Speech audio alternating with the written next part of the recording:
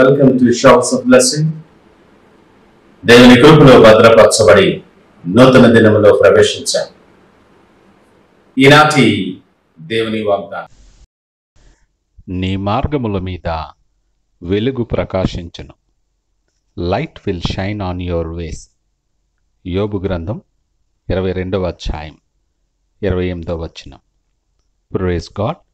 ఈ నూతన దినములు దేవుడు మీ కొరకు సిద్ధపరిచిన ప్రతి దీవెన ఆకాశపు వాకిళ్లు విప్పి మీ మీద కురుంభరించునుగాక.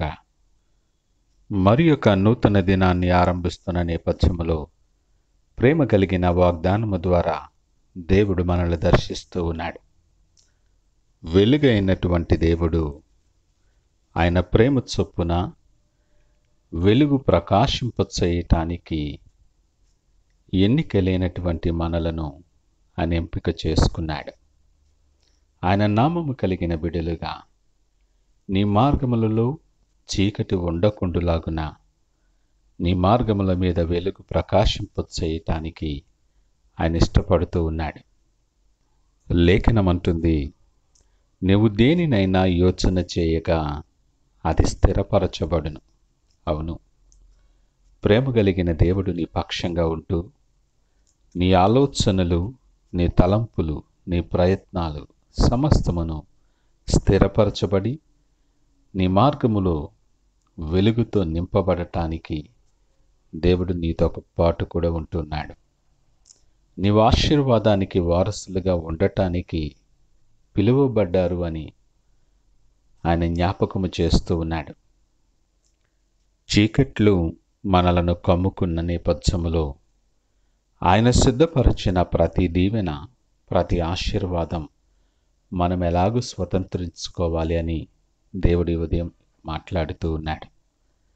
ఆయన నీ మీద, నీ మార్గముల మీద వెలుగు ప్రకాశింపచేయటానికి సిద్ధంగా ఉన్నాడు. ఆ వెలుగు నీ మీద ప్రసరింపబడాలి అంటే 4 పనులు మనము చేయాలి.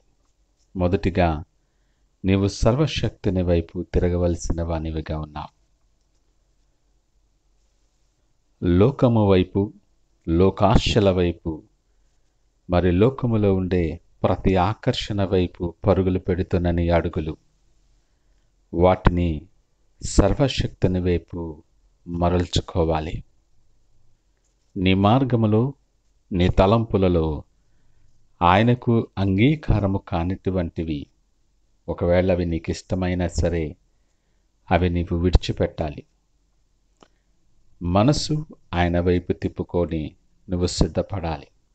రెండవదిగా, నీ గుడారములో దుర్మార్గత ఉన్నట్లయితే దాన్ని తొలగించాలి.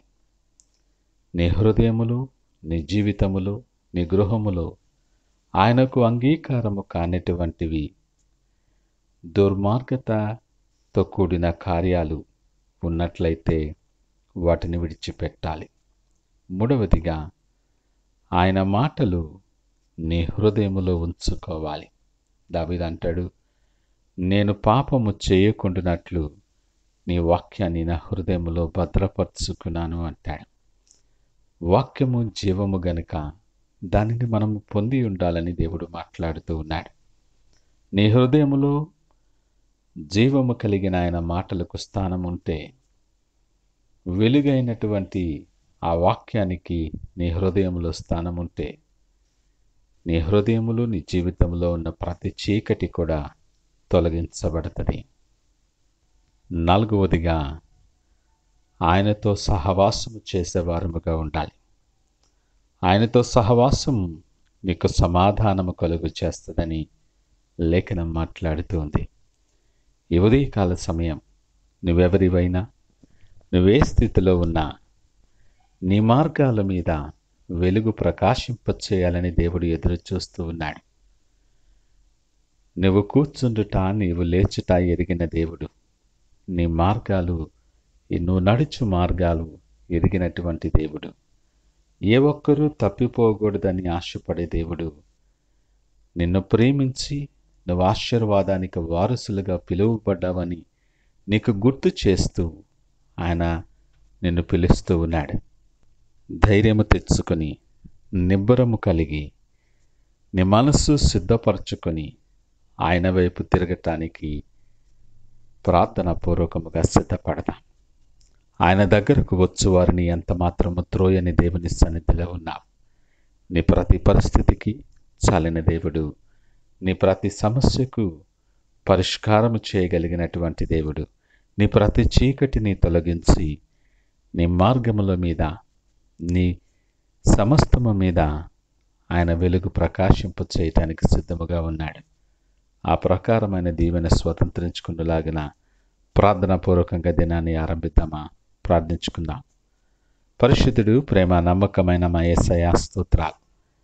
ఈ ఉదయకాల సమయం మాతో మీరు మాట్లాడారు, మీకు వందనాలు. మా జీవితంలో ప్రయాణములో అనేకమైన చీకట్లు మమ్మలను కమ్ముకున్నాయి. అనేకమైన ఆందోళనలు మమ్మలను ఆవరించి ఉన్నాయి. మార్గము గమ్యము ఎరగనటువంటి రీతిలో భారభరితమైన ప్రయాణం మాది కొనసాగుతూ ఉంది. ఈ ఉదయకాల సమయం మా మార్గాలు ఎరిగిన దేవుడువు, మా అడుగులు స్థిరపరచు దేవుడువు, మా మార్గాల మీద వెలుగు ప్రకాశింపచేస్తానని నువ్వు ఇచ్చిన వాగ్దానాన్ని బట్టి మీకు వందనాలు.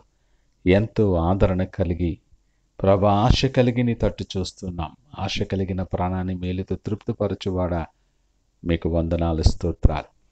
మీరు సిద్ధపరిచిన ఆశీర్వాదాలు స్వతంత్రించుకొని మీరు సిద్ధపరిచిన మార్గములో నడుస్తూ వెలుగు సంబంధులమై నీ కొరకు సాక్షులుగా ఉండేలాగా మమ్మల్ని సిద్ధపరిచి మీరే మహిమ ఘనత ప్రభావాలు పొందమని యేసు నామమున అడిగి వేడుకొనుచున్నాము తండ్రి. ఆమేన్. God bless you.